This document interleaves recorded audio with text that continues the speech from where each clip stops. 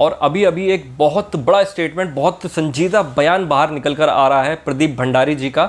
शायद प्रदीप भंडारी जी को आप बहुत अच्छे से जानते होंगे। प्रदीप भंडारी जी रिपब्लिक भारत के एक बहुत जाने माने जर्नलिस्ट हैं और साथ ही साथ चीफ एडिटर हैं जन की बात के भी। तो उन्होंने सुशांत सिंह राजपूत केस में कुछ ऐसे फैक्ट्स, कुछ ऐसे तथ्य बाहर रखे हैं जनता के सामने।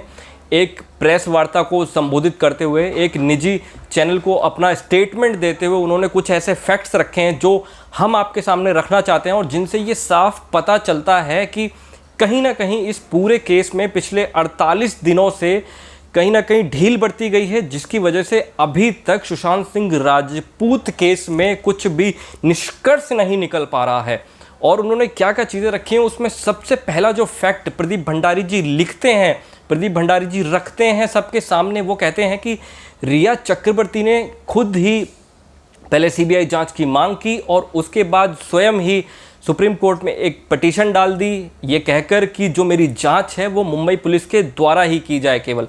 तो ऐसा दोगलापन क्यों, क्या है वो चीज़ें जिसके पीछे ये चीज़ करी गई है? पहले खुद कहा गया कि सीबीआई जांच हो और उसके बाद खुद पिटीशन डाल दी गई कि अब जो जांच होनी चाहिए वो मुंबई पुलिस के द्वारा ही हो। तो प्रदीप भंडारी जी कहते हैं कि जो रिया चक्रवर्ती हैं वो कहीं ना कहीं बस एक मोहरा हैं। अगर इन चीज़ों की सही से जांच की जाए तो इसके पीछे बहुत बड़ी बड़ी हस्तियां शामिल होंगी, बॉलीवुड जगत से भी और सरकारों से भी।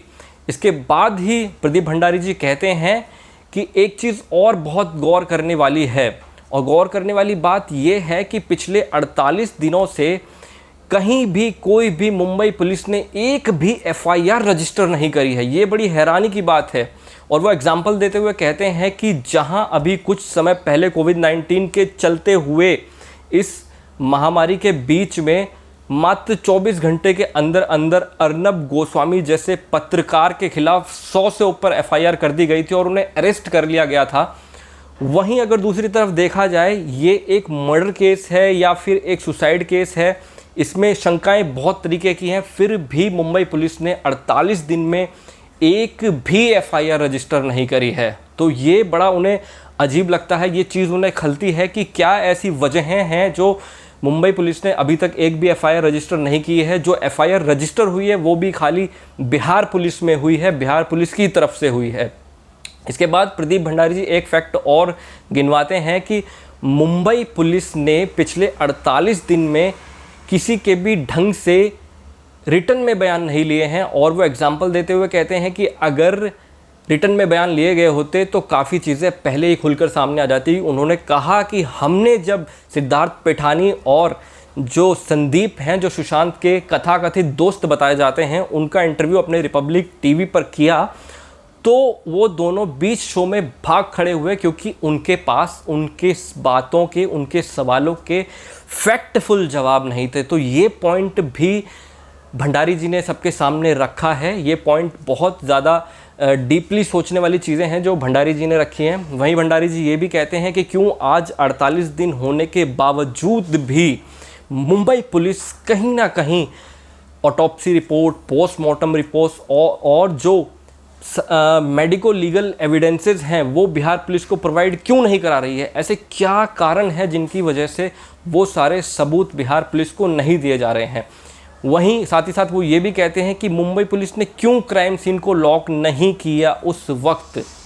और एक बहुत बड़ी बात उन्होंने ये भी कही कि क्यों 14 जून के बाद अगले 10 ही दिनों में निजी सरकार ने एक पत्र में ये लिख दिया कि ये सुसाइड है।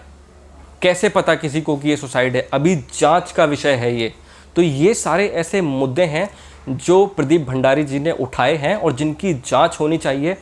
इसी को आगे ले जाते हुए प्रदीप भंडारी जी ये भी कहते हैं कि मैं सीबीआई जांच की मांग करता हूं और मैं दिल से चाहता हूं कि इस केस की सीबीआई जांच हो, ताकि जो काले चेहरे इस केस के पीछे हैं, जो भयानक चेहरे इस वारदात के पीछे हैं, इस घटना के पीछे हैं, वो सारे के सारे चेहरे सामने आ सकें और इस केस को निष्पक्ष रूप से न्याय मिल सके।